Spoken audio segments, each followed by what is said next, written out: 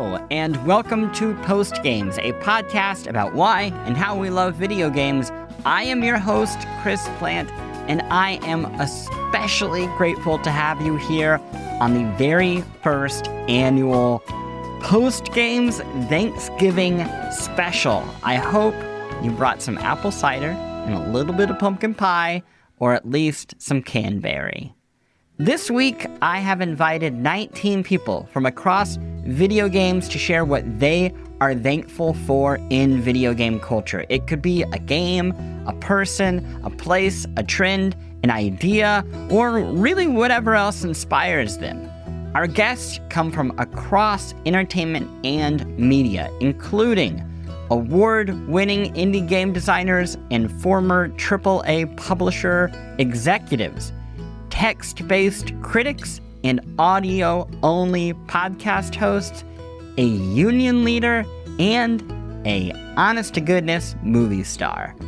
We won't, I should say, be honoring the Plymouth colonists, nor will we be roasting any turkey. Instead, though, we will elevate what's eternally beautiful about this awkward little holiday that falls between Halloween and Christmas.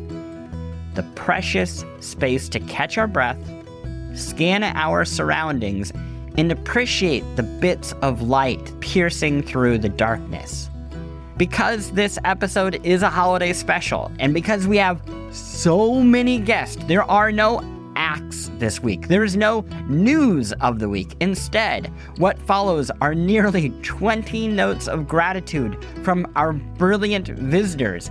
And Patreon subscribers, don't worry, there's something special here for you. A personal note from me, in which I talk about what I am grateful for this year: the games, the movies, the books, the music, the people, and most importantly, the opportunity to do this show.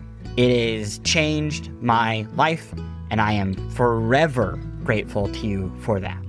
Now, though, we have so many delicious dishes, so let's work our way around the buffet. Elmahleh V. Gordon and Kumail Nanjiani are two of the funniest people on the planet. The pair previously co-wrote the award-winning romantic dramedy, The Big Sick, based on the early days of their very own relationship. They have produced streaming series like Little America and Welcome to Chippendales, the latter of which stars Kumail as the founder of the titular male strip clubs.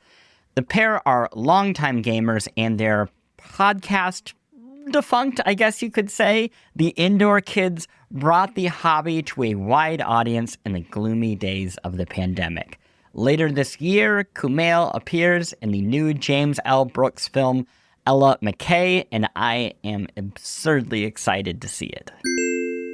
Hi. This is Kumail Nanjiani. Hi, I'm Elmahleh V. Gordon. And we are here to talk about something we're very thankful for in gaming culture, just in time for the holidays. That is couch co-op. We've always loved couch co-op. When we first started dating, we played Halo 2 together. Then we played Halo 3 together. Halo 2 was like pretty watershed in our relationship. Yeah, then you tried to get rid of that game, like when we were moving. Well, yeah, I attached the memories to LA. The thing and not to the... I was like, no, but the disc is important. Anyway, we played Gears of War co-op. We played Horde mode. We played Horde mode split screen for years and years with our friends. We played Halo Firefight split screen years and years with our friends. Most recently, we've played Split Fiction. Split Fiction. We've played every Borderlands game. We have played every single Borderlands game. We are currently playing Borderlands 4, which is great. It's great. The couch co-op is so good at that. I wish more places still did couch co-op. I don't think that people are in rooms with each other anymore, which is, I think, why maybe it doesn't happen. So I like being in a room with you. Oh, it's really great. We do yell at each other sometimes. We get into arguments. We have to rescue each other. I think every couple should play video games together. I do think it's there's something about it that's like it's completing a task that has no real stakes, but also is very high stakes. Yeah, it's like if people get into fights during escape rooms, you know. It's like sort of like that. But we don't like argue, but we'll be like, oh, come on, why didn't you get to me? I guess there was something more important going on than revitalizing me, and now Also, the I'll new just drive Borderlands. over to you. And the other thing I'm thankful for, the new Borderlands, instead of being the same guns that you're both, when you drop a bad guy, a ton of guns, rainbow-colored guns spurt out of them, and you'd race over. And it used to be in the old versions of the game, you'd have to be like, okay, well, who gets this one? You'd have to haggle with your. You have to haggle. Now you get different sets of guns, even though it's the same amount of guns on the ground. Each player gets a different. So it's gun. not competitive. Not competitive. Money you both get, guns you both get, and then you could be like, "Hey, how's your sniper? This is a good." Yeah. So it's a true co-op experience. Yeah, it makes it kinder, and so I'm thankful for Borderlands for listening to us rail about that for past. And then the newest game. Halo, we didn't play because they said split screen was coming and it never came out. Yeah, it never. Come on, guys. Make it come out. Get on it, guys. So that's what we're thankful for. We both grew up playing games that way. There were a lot of couch co-op back in the day, and then it kind of stopped. And we're thankful for the ones that come out now. Yeah. Please keep at it. Happy Thanksgiving. Is that something to say? Be thankful. That's all. That's what we need. Be thankful. We're not. Okay. Yeah. It's a non-denominational be thankful. Colonialism is bad. Okay. Enjoy your friends and be grateful. Always time for gratitude. Goodbye. Kirk Hamilton is one of my favorite multi-hyphenates, professional saxophone player turned video game journalist turned music breakdown podcaster. He currently co-hosts the video game podcast Triple Click with co-host Maddie Myers and Jason Schreier, and he hosts Strong Songs, where he explains the technique, craft, and je ne sais quoi of beloved songs in terms a dullard like myself can appreciate. For Thanksgiving time, I strongly recommend his episode on the ultimate Turkey Day classic, The Last Waltz by the band. You'll find a link to that in the show notes. Hi, Chris. Kirk Hamilton here from Strong Songs and Triple Click. And, well, of all the different creators and other people that I am thankful for, there is one group of people that I am particularly thankful for, and I figured that I would mention them. So this year, I am thankful for niche audiences. And by that, I mean, I guess, I'm thankful for audiences of things that, don't appeal to millions of people, that don't make anybody rich, but that do appeal to enough people that its creators are able to generate sustainable income and continue making their art. In the case of the podcasts that I make and that I know you make, that just means enough people who are willing to chip in and, join a Patreon or become a member of some network to support the show. Just enough people that you can make enough off of it to keep on doing it. And I think in the world of video games, that's also true of the audiences of many of the cooler indie games that I know I really love and that I know you love as well. And I'm guessing that a lot of your listeners love too. The word niche can feel kind of like a dig, You'll be describing a game and say, well, it's kind of niche. And you're implying maybe that it's weird or that it, doesn't really appeal to most people. But really, that's most art. Most art doesn't appeal to everyone. Most art is not mainstream. It is in some way niche. And that's okay. Not everything should be mainstream. And actually trying to be mainstream can ruin a lot of art, thank God we don't all have to be mainstream. So I am thankful for niche audiences, and I'm thankful that for all of the things the internet does to destroy our brains and make our lives more complicated and difficult, it also makes it possible for independent creators to find their niche audience. And if they're smart about it, to make art in a way that is sustainable, that appeals to that audience, maybe slowly grows it, but doesn't have to be mainstream and doesn't leave them chasing endless growth and trying to make the numbers go up on and on and on, because I think we all know how that's going for people who are trying it. So that is what I am thankful for this Thanksgiving. I am thankful for niche audiences and the art that they make possible, which means I'm thankful for all of you out there listening to this. Christian Donlan has been writing eloquent and compassionate video game criticism for 2 decades. In 2011, he won the Games Media Award for Specialist Writer, and in 2013, he won the Games Journalism Prize for Best Feature and the Grand Prize for The Night in the City, in which he played through LA Noire with his father, who grew up in 1940s Los Angeles. His book, The Unmapped Mind, titled The Inward Empire in the U.S., was shortlisted for the 2019 PEN Ackerley Prize. He would hate that I am mentioning all of these awards, which makes him all the more lovable. I'm grateful for a lot of things in video games, but one of the things I think I'm most grateful for is night. I quite like a good video game night or evening. And obviously I like these things in the real world, but there's something about night in a video game which is so stagey in a way. Everything is so precise and everything is just in the right place. So I'm thinking about something even like in Super Mario 2, where you go on the magic carpet and there's just an empty stretch of level where you can go past all the stars in the sky and things like that. Or I'm thinking of the wonderful video game night of Melee Island in Monkey Island. We should just feel something exciting is going to happen in this place, which is just little picked out bits of light in the darkness. Or something, my favorite video game night is probably the level skyscraper. What's it called? The Faro Park and Skyscraper District in Jet Set Radio Future. Help I can remember the name. But there's this bright downtown area, but then you can leave that all behind and go up, climb these incredibly tall skyscrapers, which all have those lovely red dots on the corners to stop planes from hitting them.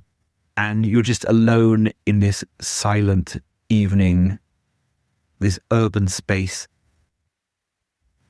It's a place I would never be in my own life. It's the same thrill of kind of watching my daughter's Spider-Man cartoons. There's something about being up high at night.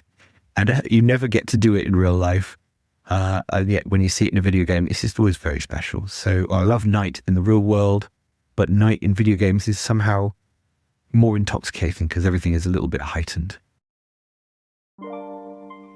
It is a new year and you want to eat better, but you still have no time to work with. You have no energy. You have so much going on in your life. What do? You do Factor. 2 minutes, real food, and you are done. You're not failing at eating healthy. You're failing at having 3 extra hours in every night. You're failing at not being a chef and wanting to do cleanup. Factor takes care of that. It has delicious food that is good for you. You got lean proteins, colorful veggies, whole food ingredients, and none of the yucky stuff, no refined sugars, no artificial sweeteners. It will offer you whatever you need to match your lifestyle. For me, Mediterranean diet, it really works well. But maybe you need something else, like a high-protein diet or GLP-1 support or ready-to-eat salads. Whatever it is, Factor wants to meet you on your page. Always fresh, never frozen, and like I said, ready in 2 minutes with no prep, no cleanup, just chill. I use Factor. I think that you should too. Head to factormeals.com/postgames, 50 off, and use code postgames50 off to get 50% off your first Factor box, plus free breakfast for a year. Offer only valid for new Factor customers with code and qualifying auto-renewing subscriptions purchase. Make healthier eating easy with Factor. Jenny Jiao-Hsia is an artist and game designer. She most recently co-created Consume Me, an autobiographical game that blends adorable art design with the emotional and physical pressures of growing up. The game won the Seamus McNally Grand Prize at this year's Independent Games Festival and launched on Steam this fall. You can hear Jenny and her co-creator, AP Thompson, talk about designing Consume Me and winning the IGF Award in the very first episode of this show, Post Games. Check it out in the show notes. Hi, this is Jenny. Jenny Jiao-Hsia, and I worked on Consume Me, and I'm here making a recording for Chris Plant's podcast about what I'm thankful for in gaming this year. It's like really difficult to pick just one thing, so maybe I'll make multiple recordings. I'm not sure yet, and then pick the best one. but off the top of my head, I'm thankful for being able to make this game and release it this year. I'm thankful for being at the right place at the right time, because I think if I started working on the game now, I don't think we would have gotten funding, and who knows, and maybe would have never come out. I'm thankful for my team that worked on it with me. I don't think that this game could have been made without AP, especially. And I'm so thankful for all the learning experiences I got working on this game. I wasn't expecting to get emotional, but let's just roll with it. I remember before this game got released, I told the people around me that I'd be fine if this game made me no money. Well, that's exactly what has happened.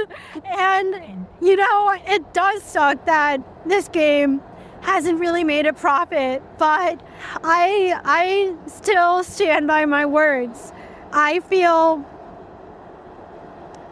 I'm going to wait because there's the subway running past. Yeah, I guess I was going to say that I'm just thankful for getting the opportunity to even make this game, and that it was an incredible learning experience, and that if it made no money, I wouldn't be sad about it. Well, I am sad about it, but I still wouldn't change anything about how it went or how we designed it.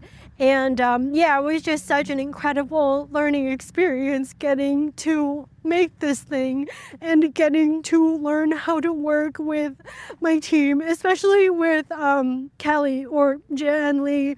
I was so worried about working with another artist, but I feel like the experience of working with such another talented artist made us closer as friends, and I really hope that we get the opportunity to do that again in the future.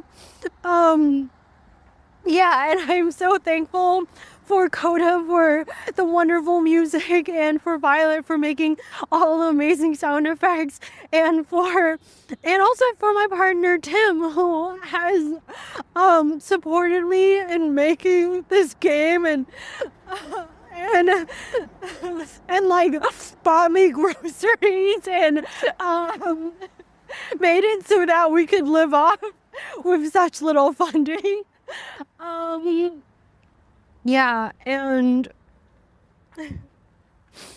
I don't know.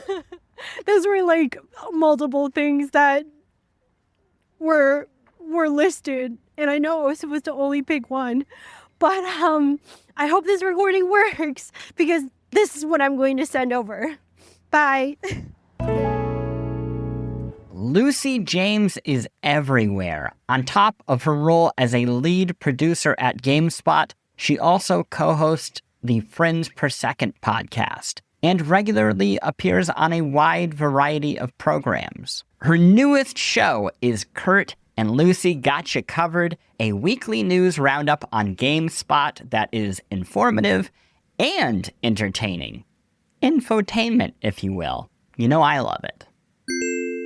I really like this idea of being grateful and giving thanks to something or someone, because it is very, very easy just to focus on the negative, as we've all seen. And unfortunately, the internet, at least, and maybe the world, is just fueled on negativity. And it's just nice to think about things that have been impactful this year. And when I was thinking about this, I was coming up with, I really love that handhelds have taken off, and it means that I can play games and not feel like I'm falling behind, but I can still hang out with my friends. Or I was thankful for games like Ball Pit, or because they're just so satisfying in that gameplay loop, or detective games like Blake Manor, Root Trees Are Dead, Duck Detective, those kind of things that make me feel clever as I'm unraveling the stories that they're telling. But really, I think the game that I am the most thankful for this year, it's the one that I've been recommending to people despite its very, very tricky subject matter, is And Roger. There are multiple reasons why I'm grateful to have played it and that it exists. But I think the main one is that it has shown just how powerful gameplay can be when telling a story and why both matter.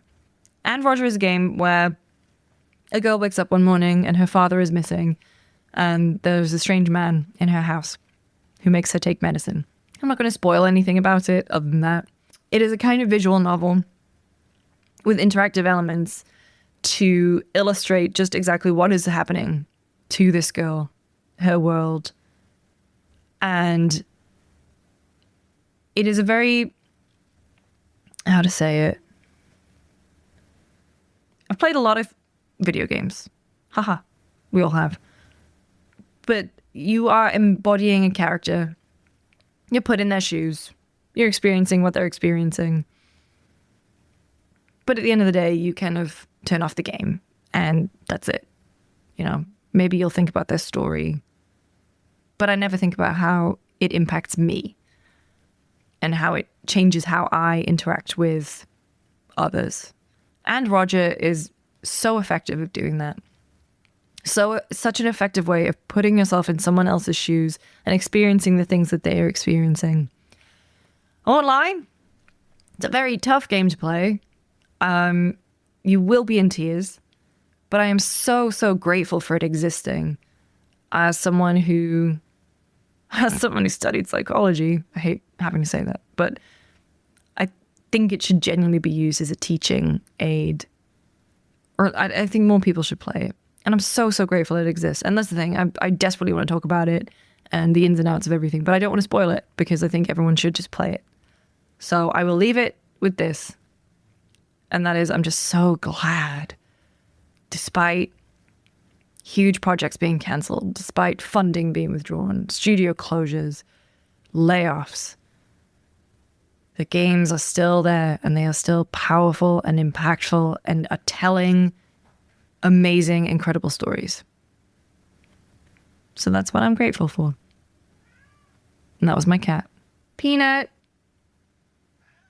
Hi, Bubba. Say hi to Chris. Austin Walker held a variety of roles in games media, most notably editor-in-chief of Vice's gaming publication Waypoint. But, like many wise people, he took his talents elsewhere.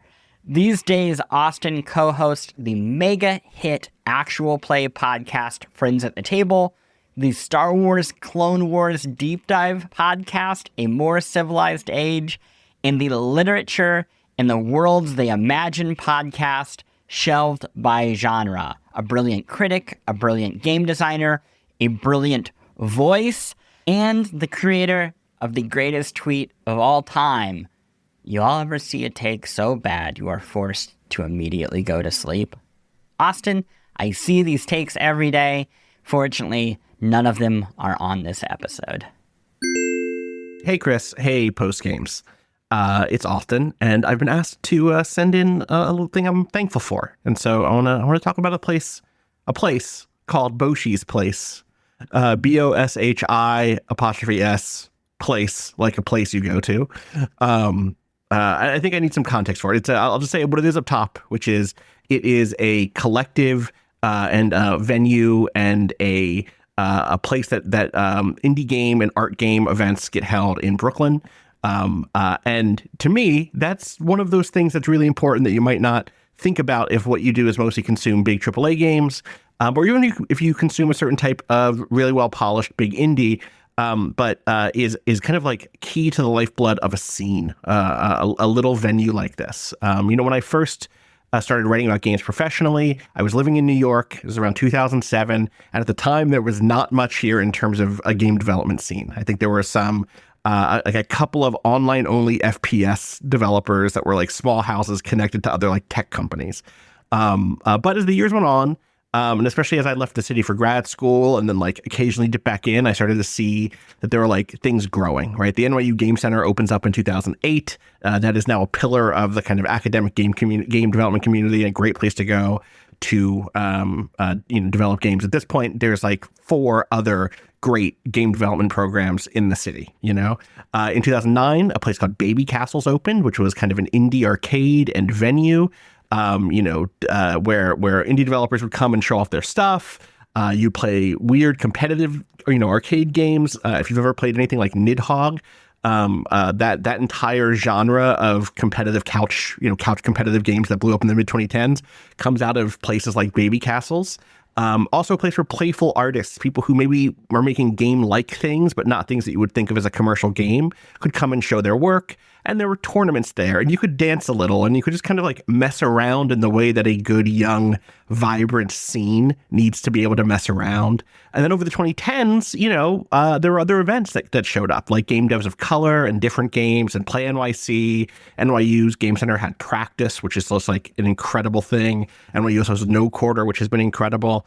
And hey, Chris, people like you and me moved here in order to do some games journalism. Kotaku was here, Polygon was here, Giant Bomb had some folks here. There were some GameSpot people here at a certain point. And in general, I found that the city started to feel like a home for developers of all shapes and sizes. On top of some of the AAA companies that moved here, there were bedroom indies. There were mobile game giants who had offices here. There were bedroom indies who became mobile game giants. Basically everything you could want. But one of the things that I mentioned above, Baby Castles, or mentioned before, Baby Castles did not survive through COVID. And as much as it is a weird little art space and an indie haven, I also think it was pretty load-bearing for a certain part of the scene, and the certain part of the scene where the most inventive and avant-garde and, original thinking was coming from. And it didn't survive COVID, and it fell apart for numerous reasons. I think leaving COVID, I was like, well, it was nice while it lasted, and now what's left is this kind of like sheeny, veneery, clean and crisp vision of what New York game scene looks like, with love to things like NYU Game Center, right? And all the other, things, or Play NYC. Even things like Game Devs of Color, which is an excellent event that I love going to, does not have the same sort of like weird underground DJ event driven, vibe that Baby Castles did. And so I want to shout out Boshi's Place, which is sort of an inheritor. There are some direct connections and some completely new people there. It's called Boshi's Place. You can find it online at boshis.place, BOSHIS.PLACE. I'll just like scroll through really quick and mention a few events that they've had lately. Outdoor games. What do we want to play some games outside in a nearby park? The Alt Control Showcase, showcase of stuff using strange controllers. A release party for the excellent indie game Bundle of Joy, a tabletop RPG book club. People read the TTRPG Settlers of a Dead God and talked about it a little bit. A David Lynch tribute event. I went there last year and saw a showcase of games that were all made in a week that were tied to a really excellent NYU Game Center course. There have been so many things there over the last couple of years. I went and saw a sort of like exchange showcase with some developers in Shanghai.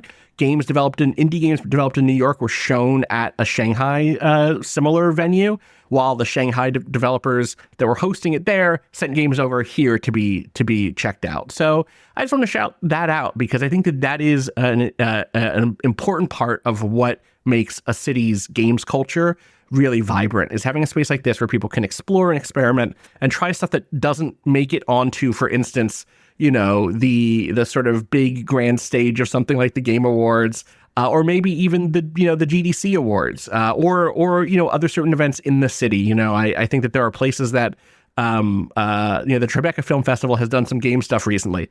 They are not going to do robot karaoke at the Tribeca Film Festival video game showcase, but they're going to do it at Boshi's Place.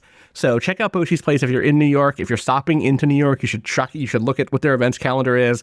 If you're someone who wants to be involved in a scene like that, it's collectively operated. I think it's like 20 people pitch in every month to pay the bills. There is a camaraderie, which is sort of like a Patreon competitor that you can support. People should go check that out. It's all that info is on boshis.place. All right, peace. For nearly 2 decades, Chris Novak helped Microsoft imagine and build the future of Xbox. You sprinkle some dust on Xbox classics like Crackdown or Forza, Sunset Overdrive, and you'll see his fingerprints. In his later years with the company, he served as the head of research and design, working on the company's biggest and most influential swings, from Game Pass and cloud gaming to accessibility controls. These days, he is an advisor to some of the biggest tech and game companies on the planet, helping them imagine the future of games, product, and ecosystems. Thanks, Chris. So, what am I thankful for from gaming? I would have to say what I'm most thankful for is that games always provide something to look forward to and something to remember, right? Something to remember as if it was yesterday. And especially those memories, when they're shared memories with friends and family, like that's super valuable to me. And, when I meet people on the street or at events and they don't know that I'm in game development, I'll talk to them and ask them, what's your most interesting memory from gaming? And they won't tell me like, hey, my favorite game is. What they'll tell me is some story, right? Some super vivid thing, usually some funny story. It's not just some memory, right? It's something they've lived, right? It's an event they've cheered for, they've shouted at, they've cried about, they've created with others, right? But it's always something that they feel super deeply about. And I have those same memories too, right? And the ones that I have from, recently are similar to the ones I can recite from 20 years ago, right? Like I love Elden Ring. And, in the past couple of years, it's probably the game that I've really enjoyed the most. And there's that Erd tree, right? It's the center of the world, this giant thing you can see no matter where you are on the horizon. And it kind of guides you around like the Matterhorn at Disneyland. And then later in the game, you set that sucker on fire, right? And it's huge. And I remember just sitting there with some friends after we'd done that, just watching the world burn, right? And that is a very vivid memory. And it was an amazing sequence, right? Or I remember my first one-on-one win in PUBG, right? I kind of kited the other two last players together so they didn't notice me, but they noticed one another. And then took them out, by shooting the last ones from behind. And it was just, I remember sneaking up on those guys, right? And I can remember those as the same way I can remember things from 20 years ago, right? Like playing Ultima Online, we basically recreated the diner robbery scene from Pulp Fiction, right? So we set up these characters with all those names. We macroed in all of the lines that the characters used in the movie, and we robbed the Britannia Bank, right? Everybody was standing outside the bank with all their accounts open, doing their trading and whatnot. And then they were dead because what we had figured out was that, you can't do anything violent in town or untoward in town, but you could drop a, pink potion or purple potion, which then exploded and caused damage. And so everybody was standing around dead with all their stuff on the ground, sitting at their, you're a ghost screen. Meanwhile, we're throwing everything that's on the ground into one of our bank accounts. Everybody freaks out. They start chasing us around. We run over to near the Dread Shrine where our house was. They all try and resurrect at the Dread Shrine. We set the Dread Shrine on fire so nobody can resurrect anymore, right? It was this huge chase, and it then became lore, right? And then other people tried to copy it. They had to patch the server a day later, right? It wasn't a hack, it wasn't an exploit, but it was an oversight in the rules that we creatively took advantage of and made a spectacle of it, right? It was fun. And I remember that in detail, right? I remember, similar time frame, very early playing EverQuest. And we saw these enemies come up over the horizon, named Froon and Chun. And my friend was like, well, how hard can they be with names like Froon and Chun? Well, we were dead 30 seconds later, right? It was the very beginning of the game for us. And, I was like a level 30 monster or something. We just got ganked. I remember all these things, right? I remember, being in awe of the opening sequences from the original BioShock and the original Half-Life, right? The stories that they created, the worlds that they created, and just sitting there and being part of it. Those were all amazing things. And I loved being able to talk about those things with friends and experiencing that with friends, right? Or things that I finished, right? 100%ing Dark Souls. That was a thing I remember pretty well. But when it comes down to it, that simple ability for games to give you something to look forward to and to give you something that you can remember as if it was yesterday, right? What those teams can create, and then how people co-create, individuals just playing those games co-create in those experiences. that's something truly special, right? That takes passion on both sides of that coin. And games really, they just aren't a place where things aren't simply remembered, right? They become a core part of you. They become part of that shared language with your friends. And that is something I am hugely, hugely thankful for. And I think everybody has their own stories, that they can remember from games that are super specific, usually involve their friends, and it's something they cherish. And I think we all need more of that, right? That's something that makes the world great. And so, yeah, if there's something I'm thankful for out of gaming culture, it is absolutely that. Blessing Adeoye Jr. is a co-host on the Kinda Funny Games shows. He has appeared on the Forbes 30 Under 30 and the Game Awards Future Class, and his work has been a nominee for the New York Video Game Critics Circle's Award for Best Journalism. He also hosts an exceptional Twitch channel where he mixes humor, news, and insightful analysis in a way that, frankly, hits home with me, an elder millennial broadly terrified by streaming culture.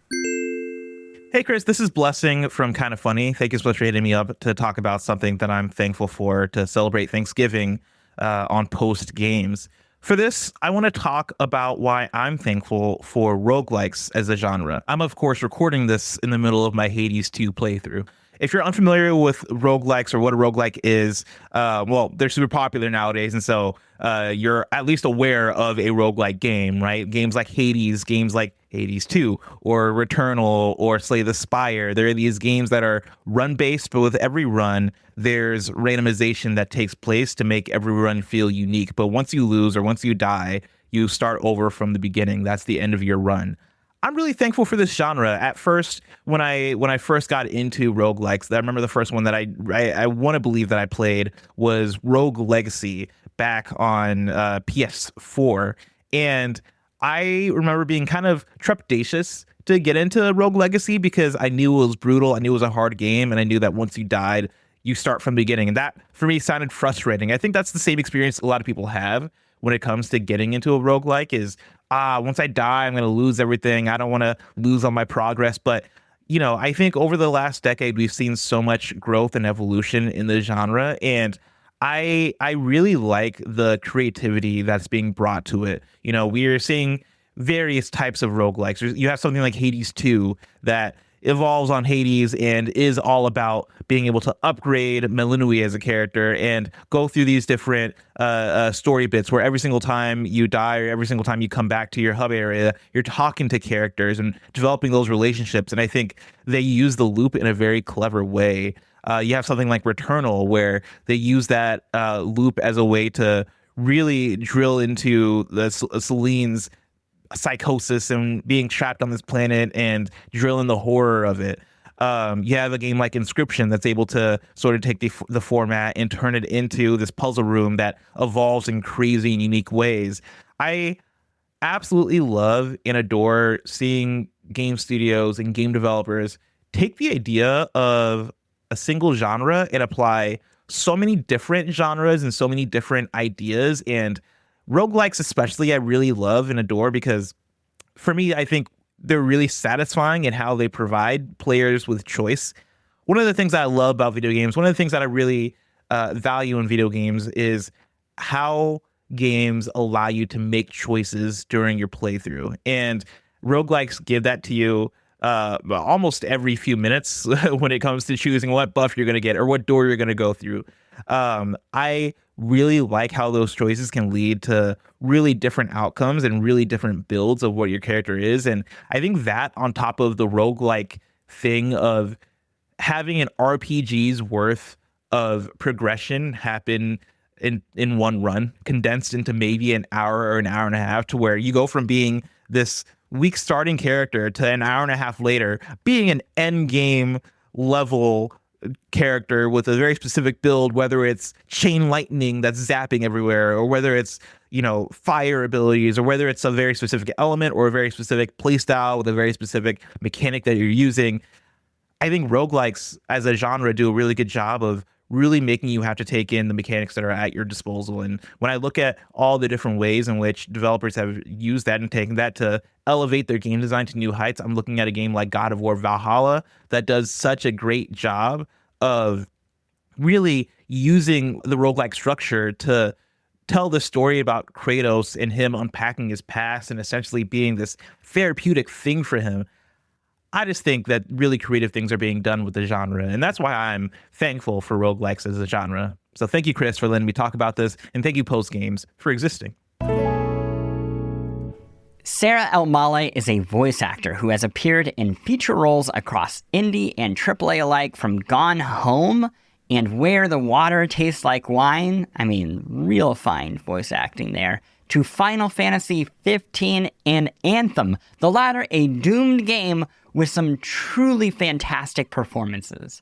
One of her most important roles, however, has been helping to guide the SAG-AFTRA union's voice actors through a long period of contract bargaining that culminated in a nearly year-long strike.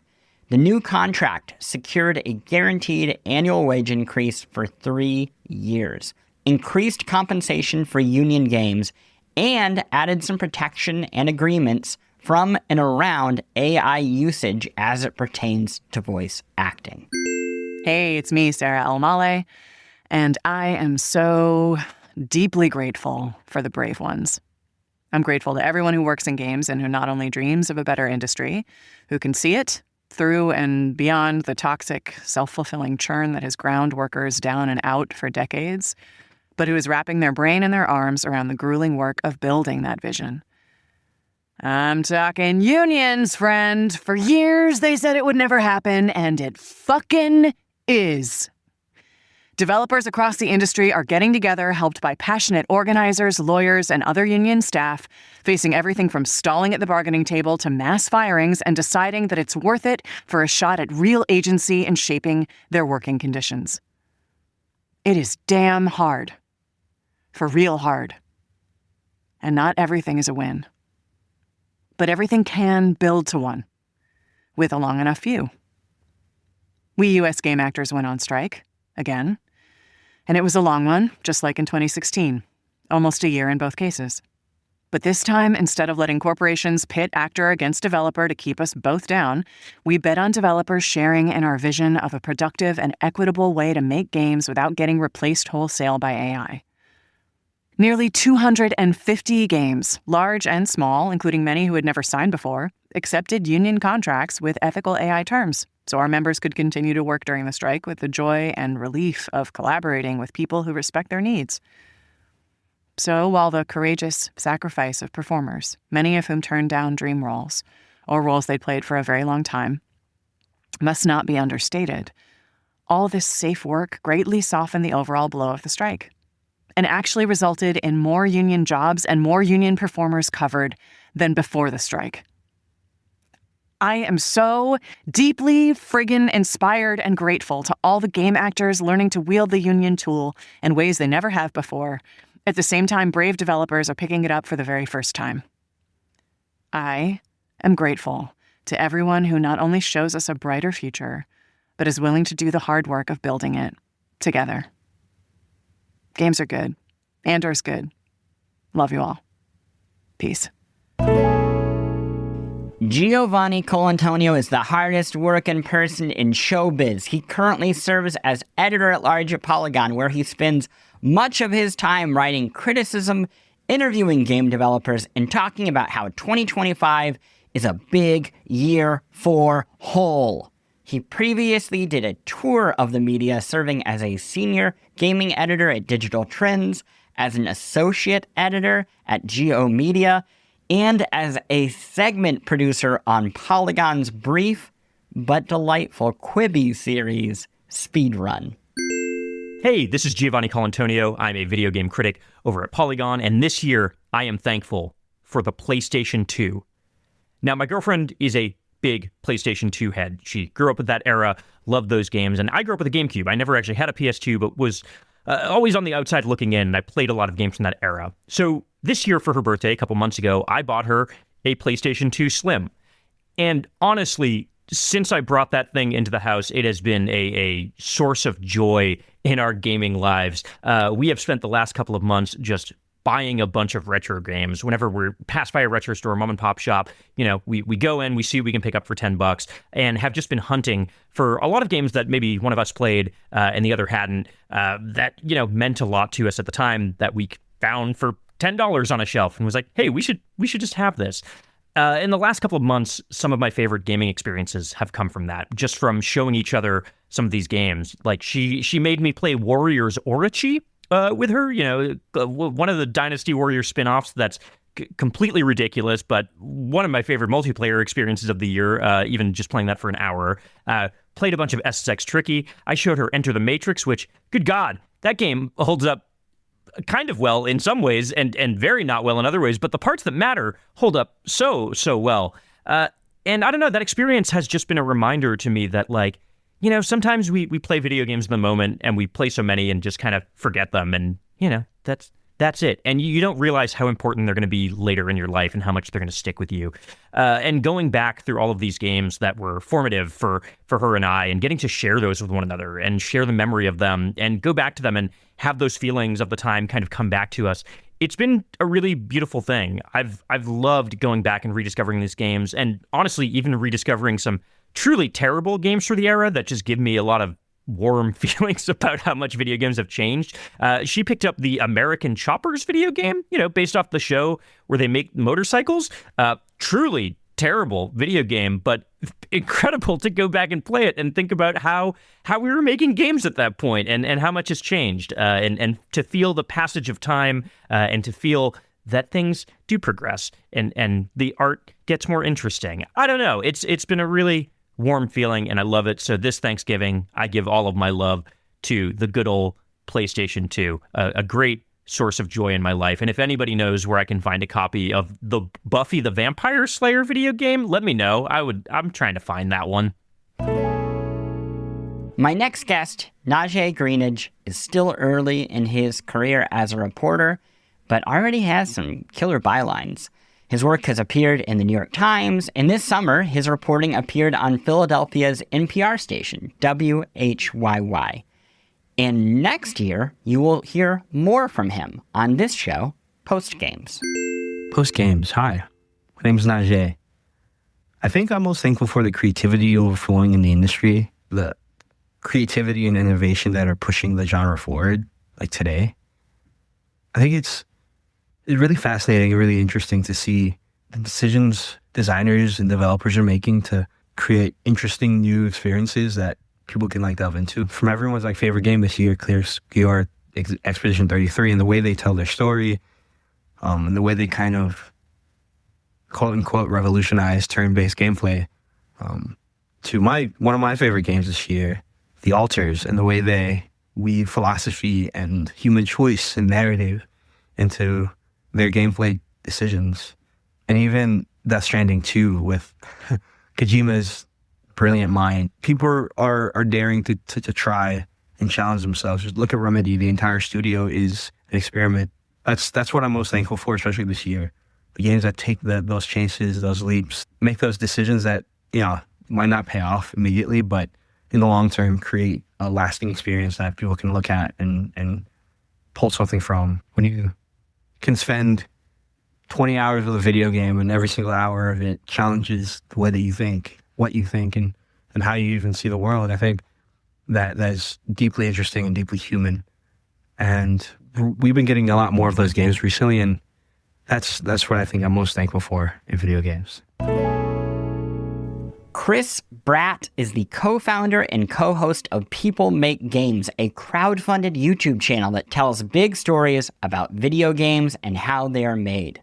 His work is wide-ranging, from an inside look at farming simulator esports to multiple hours of investigations into the personal and corporate dramas around the beloved narrative game Disco Elysium.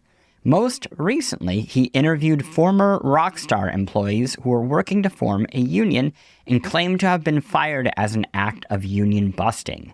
Chris also hosted The Games Press, a 24-episode podcast series in which people from all corners of games media, IGN to LA Times, talk about how the sausage is made. I hope it returns someday. Hello, Chris. Thank you so much for asking me what I'm thankful for this year. This isn't really something we do a lot of in the UK because, well, we're a bit miserable. Even though I'm now reading on Wikipedia that we used to have our own entire days of Thanksgiving as well, particularly after Henry VIII had his big, bust up with the Catholic Church. The Spanish Armada getting sunk, big Thanksgiving party. Apparently bonfire night, which is something we still have today. We go out and watch fireworks, commemorate the time Guy Fawkes tried to blow up Parliament. That actually started off as an annual Thanksgiving Day too. I had no idea, and I'm getting hugely off topic. Yes, this year I am thankful for a game developer called Rashid Abuaida. Rashid is a Palestinian man, a father of 5, and lives in a city called Nablus in the West Bank along with his family. And you may have heard about his very first video game before. It was called Layla and the Shadows of War. And in it, you played as a Palestinian civilian and his daughter, Layla, trying to survive a previous assault on Gaza back in 2014 as the Israeli military rained destruction from above and this pair attempt to reach safety together. And actually, the game is perhaps best known for having been initially blocked from the App Store by Apple on the grounds that it was considered too politically charged to be a game, although this would eventually be overturned following a public backlash. Today, Rashid is working on a new project. This game is called Dreams on a Pillow and is set to tell the story of a survivor of the 1948 Nakba, the great trauma of Palestinian and Arab history, in which an estimated 750,000 people were forced to flee their homes and remain to this day stateless and fractured. Not only is this a moment in history that deserves to be understood by many, many more people around the world, but this game represents something crucially important just in its existence alone. This is a game about Palestinian history being made by a Palestinian who's still living in Palestine. That is an exceptionally rare thing, and there are, of course, extremely good reasons for that. So with this in mind, I want to end my thanks here by recognizing the reality involved for Rashid with even trying to develop this thing to begin with. Dreams on a Pillow recently ran a successful crowdfunding campaign to fund its development, and like so many campaigns, it needed to detail some of the risks that its backers should be aware of before making any pledges. With your average video game crowdfunder, or any crowdfunder really, you could expect here to read something about, the sort of things that might lead to the project taking longer to develop than expected, that sort of thing. And I guess that is what Dreams on a Pillow needed to do as well, except the context here is so different. Let me read you the final line from its campaign page. And I quote, "Additionally, a clear plan for the completion of the game has been put in place to ensure continuity in the case of Rashid's disappearance, injury, or demise at the hand of the continuously expanding Israeli aggression in the West Bank." To put it bluntly, the team making this game has needed to plan for Rashid's possible murder. So yes, today I'm thankful for Rashid Abuaida, for the game that he's making, for the stand that he has chosen to take, and for the fact that as I record this audio today, as far as we know, he remains alive and unharmed, despite the incomprehensible circumstances surrounding him and his family.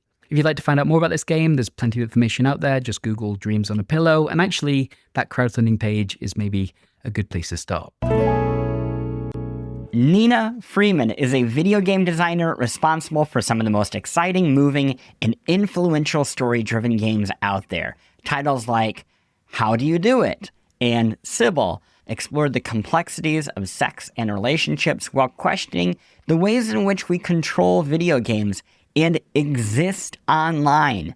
These projects, often autobiographical, have been nominated for numerous Independent Games Festival awards, including winning the Nuovo Award in 2016. Most recently, she served as principal narrative designer at Don't Nod's Montreal studio, where she wrote on Lost Records, Bloom and Rage.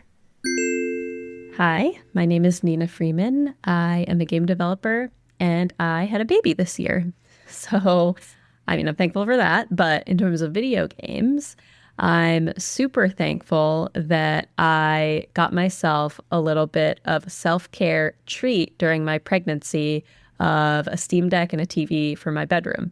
because normally when I play games, I'm playing games on my PC or like downstairs in the living room on a console.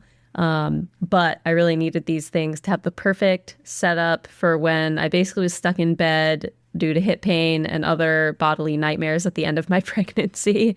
And then it also helped out a lot during the early newborn days when I was similarly stuck in bed, nursing and doing contact naps and stuff.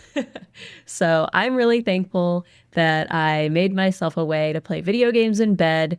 It was super worth it. At the end of my pregnancy, I played a ton of Metaphor Fantasio.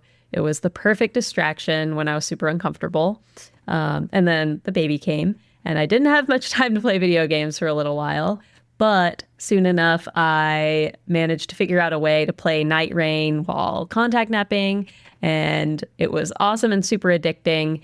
And definitely, I played way too much of it, but it was so worth it. And then also, I played a lot of Disco Elysium on my Steam Deck in bed during little baby naps, and it was super worth the wait.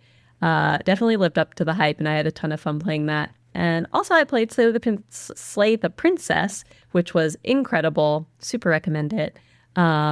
So yeah, I'm really thankful I found myself a way to play video games that didn't get in the way of me doing my parental duties, because being mom's really hard. And the thing is you need to do nice things for yourself because it's a very intense time in life. And so I'm just really thankful for this self-care treat that I gave to myself of being able to play video games in bed. Frank Lance is a video game designer, author, and educator. He's the founding chair of NYU's Game Center, and before that taught game design at New York University's Interactive Telecommunications program. He co-founded the studio Area Code, which would produce one of the greatest puzzle games of all time, Drop 7, before being acquired by Zynga. Frank appeared on a previous episode of Post Games to discuss his incremental game Universal Paperclips, the rise of artificial intelligence, and the uncomfortable inroads AI is making into game development. This month, Frank, Hillary, and James Lance, who operate the family-owned video game studio Everybody House Games, released Q Up. The esports satire is truly one of my favorite games of the year, and I'm not just saying that because Frank gave me my first job in academia. Hey, Chris, here's something I'm grateful for. If you remember back in September when Silksong came out, everyone was freaking out about Silksong, and I had like game developer friends who were moving their release dates so that they wouldn't conflict, and everyone was, and then the stores were all, crashing because of the great rush, and everyone was freaking out about Silksong, and I mean, Silksong seems fine. Like I don't know, I was a little bit like feeling weird about the sort of like collective mania around it, and then a friend of mine told me that he had asked his kids, who are 12 and 14, what they thought about Silksong. And they reported that literally no one cares about Silksong, and that every single person is playing Steal the Brain Rot. And Steal the Brain Rot is this free-to-play game that's sort of like it's on Roblox and Minecraft and Fortnite, and it's just like some weird game that tweens play that has Italian brain rot as the theme, and you're running around, and it's whatever. The thing that I'm grateful for is that no matter what your model of games is, no matter what you think is happening in the world of games, it's always actually something else. And I just love the fact that there are these huge things happening that no one's talking about. And it's always the case. And it's always kind of coming from kids often. And that's the way it should be, because that's the way video games should work, is that they are alien teenage pop culture from the future. And to be reminded of that is something I'm very grateful for. Tina Sanchez O'Hara is a veteran game producer who has helped bring colossal AAA games like God of War Ragnarok, Call of Duty, and Apex Legends into the world. She is also the co-host of Dev Heads, a podcast about the games industry from the perspective of a trio of indie, AA, and AAA developers. Before game development, Tina worked at IGN and OneUp.com, the latter of which is where we met and hosted the Oddcast, our very first swing at the world of podcasting long before people gave a shit about podcast. Hi, my name's Tina O'Hara, and I'm thankful for co-op multiplayer games. There was a couple games that really stood out to me that helped me experience the fun and joy of celebrating and appreciating game together with someone next to you. And I feel like that's a dying experience in our industry, and I wish that it wasn't. So I'm going to take a moment to name a couple games that really had an effect on me. The first one is Contra. I remember handing the NES controller to my sister, and we'd play together for hours. We never got very far, but it was still a lot of fun to play with her. The same goes for Battletoads. That was a lot of fun to play together. And then with Sonic 2, I thought that was a really cool co-op experience because she would play as Tails. We'd actually fight over playing as Tails because there was less stress in playing as that character than playing Sonic. But I think we had the most memories playing GoldenEye 64 split screen. I don't know what it was about that game, but we really appreciated it. My sister Elisa always played as Boris, and I would play as Natasha. And we just had a lot of fun trying to mess with each other and try to kill each other without screen watching, and sort of cheating. But we would always tease each other, and those are really good memories. Same goes for Smash Brothers. I loved having my green controller for N64, playing against my sisters. There was 4 of us, so that was the absolute perfect console, and we knew what the controllers were that we had because, I had the green one, my sister had a blue one, the other had a red, and then I think my youngest got the default gray controller, which is kind of unfortunate now that I think about it, but we all had our favorite colors at the time. And then in college, I really appreciate a couple friends that I had that lived across from me in the dorm room, and these guys had the Xbox and Halo 2, and there was 4 controllers, and I remember they just handed me the Xbox controller for the very first time, and we played 4-player split screen, and we'd do this all the time, and it was my entry into the shooter space, really, and I appreciated every moment of that because we went from playing against each other, them teaching me how to play, to then taking all 4 of us online to compete, and I really loved that, and I miss those experiences all the time. It's what encouraged me to get into the game industry in the end. And nowadays, when I can find the time, because I have a 2-year-old and a 4-year-old, but my husband and I absolutely love Haze Lights games, starting with It Takes Two. That's a fun co-op experience because it allows it, like, the studio does a great job of acknowledging that sometimes you just want to troll the other person sitting next to you, even though and they have those little moments where you can compete against each other, but then you get through that and you're like, okay, we're done doing that, let's finish the campaign. And I just love the way that they give you those little moments to troll.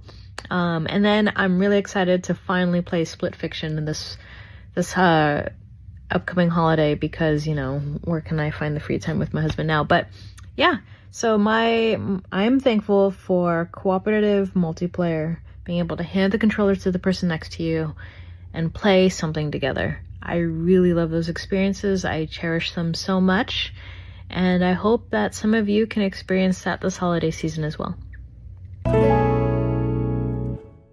Kitty Cullis and J.W. Naiman are two of the kindest, most thoughtful, and inspiring designers in video games.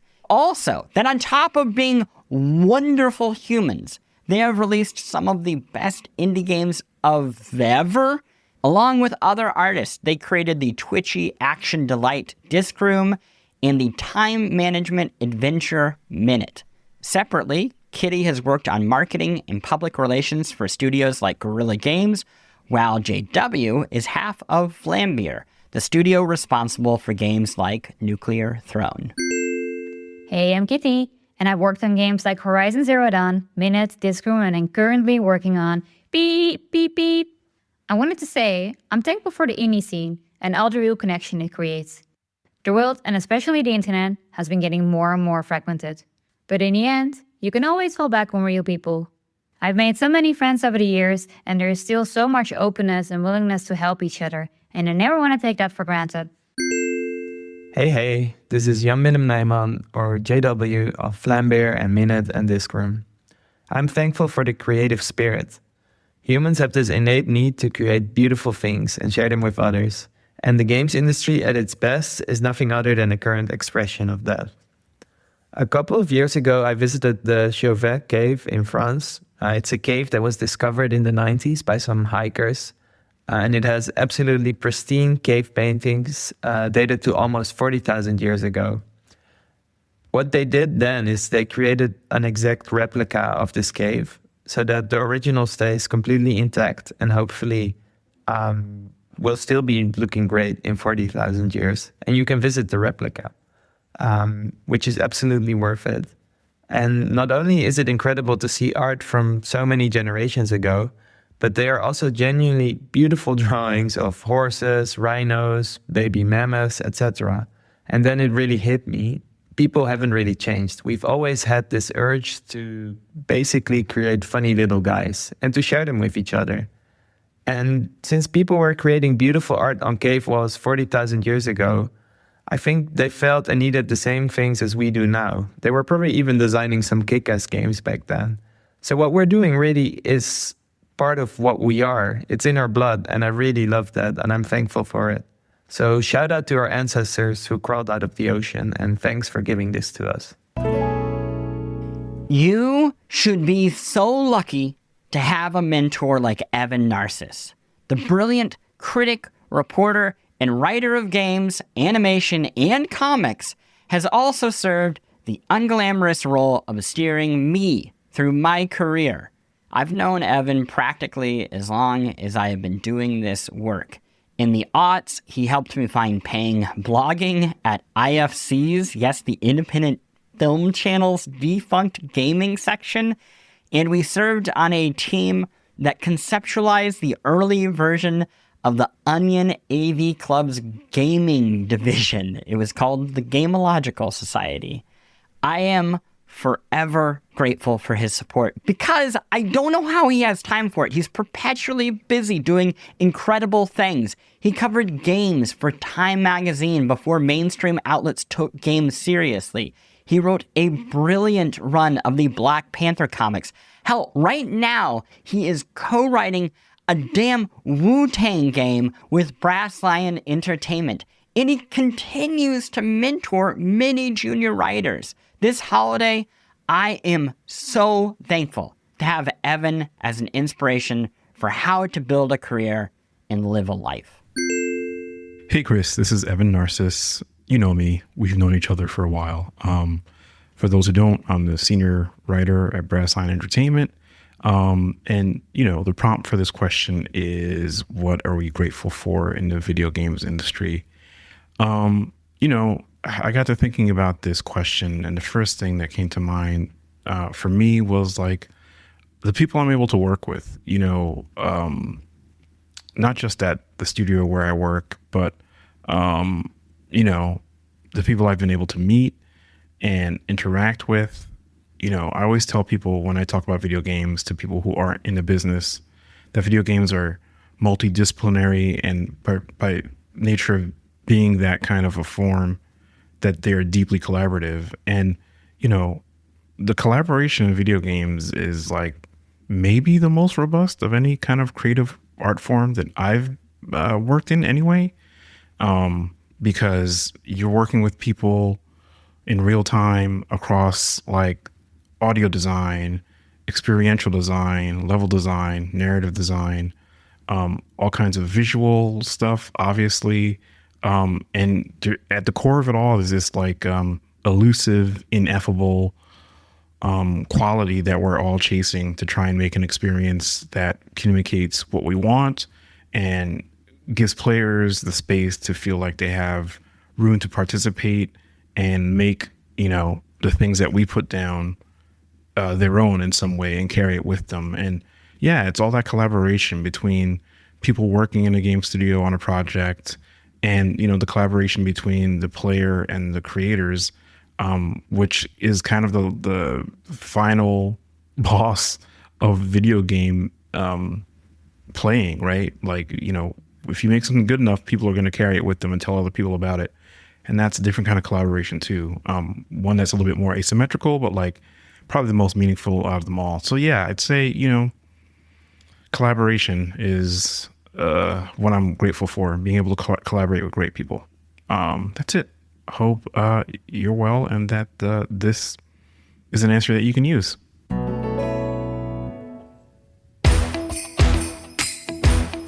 A Patreon bonus. Here is where we split up. Patreon subscribers, I will be sharing what I am thankful for. Unlike my guest, I don't have a time limit. It's my show, so I think I can grant myself a little bit of self-indulgence. I'll be sharing the games that left an impression on me in 2025, along with the films, the music, the books, the people, and so much more. And I'll also talk about the past, present, and future of post games. Because if there is one thing that I am most thankful for, besides the health and well-being of my family, it is the opportunity to make this show for you every week. Not a subscriber? No worries at all. We still have time to wrap things up.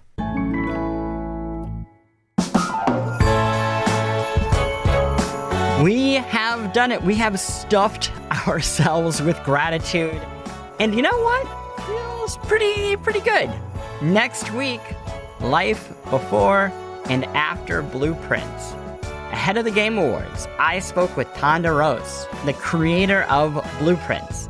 How has the game's success changed his life? What does it mean to be nominated in the Game Awards? And where does he go from here? This is a bit of a conclusion for me of a period in my life, because I actually had the chance to interview him way back when I was at Polygon. And I have that audio, and I'm gonna reuse that audio because I feel like it's a chance for me to put a button on something. And then after that, there's not a whole lot left that connects me to this past life, which is kind of wild. Anyway, a reminder, post-game supporters get the show and the newsletter early on Fridays at 5 p.m. Eastern. They get extra acts and bonus materials. This week, Patreon listeners got a lengthy note from me about what I am thankful for in the past, present, and future of the show. Plus, each month, subscribers get a bonus video episode, though you can listen to it on your favorite podcast app. We have completed Video Game Journalism 101. 5 episodes of that are waiting for you to listen right now. If you want to learn more about storytelling, the history of media, the history of games media, you should go check that out. We are about to start a brand new series that I'm tentatively calling This Year In, which will be looking at anniversary years of 2026. So we'll be looking at 2006. I think we've got 1996 in there somewhere. We'll be talking about these big moments like the origin of the original Pokemon series. That one actually drops the first Monday of December. I think that's December 1st. So if you want to know all about the very wild and unexpected ways that Pokemon went from a tiny little fad to the biggest sensation on the planet, you'll want to check that out.